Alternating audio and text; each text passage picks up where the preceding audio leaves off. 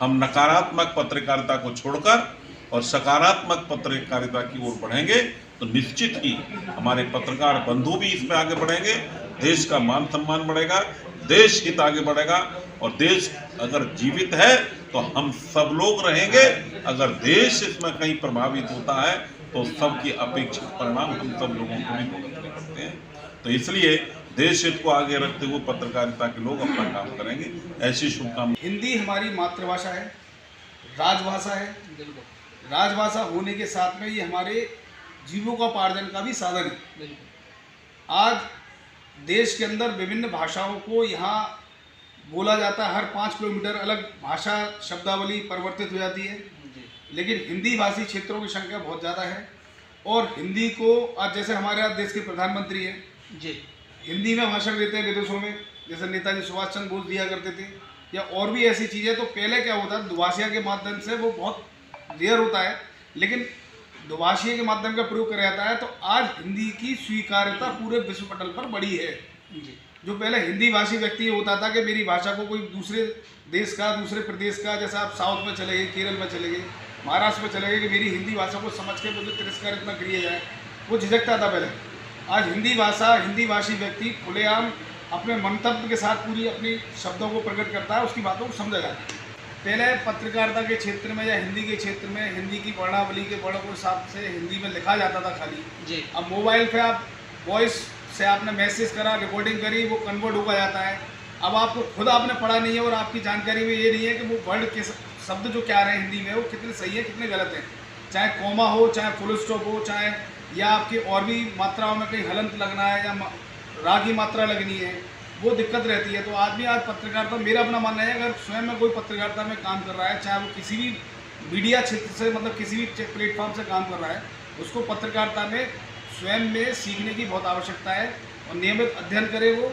और नियमित अध्ययन करने के साथ में जो शब्द विन्यास है, यानी जो समाचार लिखने की सार्थकता है, उसका हमारा शब्द के हिसाब से समाचार के साथ में क्या जोड़कर चीज़ सत्यता पर आ रही है नहीं आ रही है, कहीं ऐसा तो नहीं है अर्थ का अनर्थ हो रहा हो जी।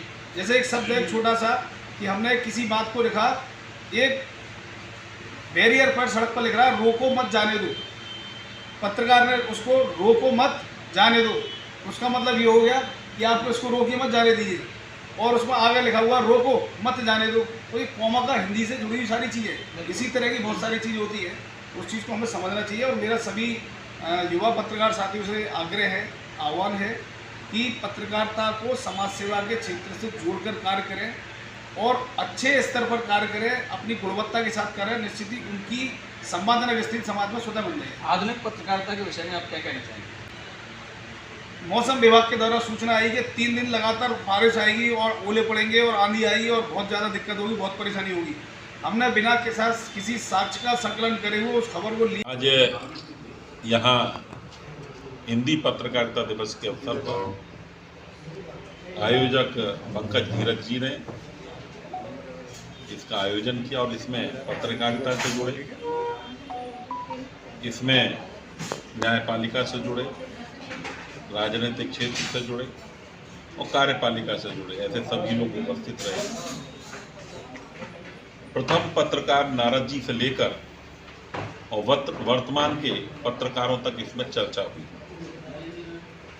इसमें देश के अंदर चल रहे राजनीतिक विषयों की भी चर्चा हुई, पत्रकारिता के इतिहास की भी चर्चा हुई, हिंदी पत्रकारिता की 158वीं जयंती है उसके विषय में भी चर्चा हुई। तो उस सब चर्चाओं में मैं सारे पत्रकारों को हिंदी पत्रकारिता के रूप में बधाई भी देता हूँ, शुभकामनाएं भी देता हूँ।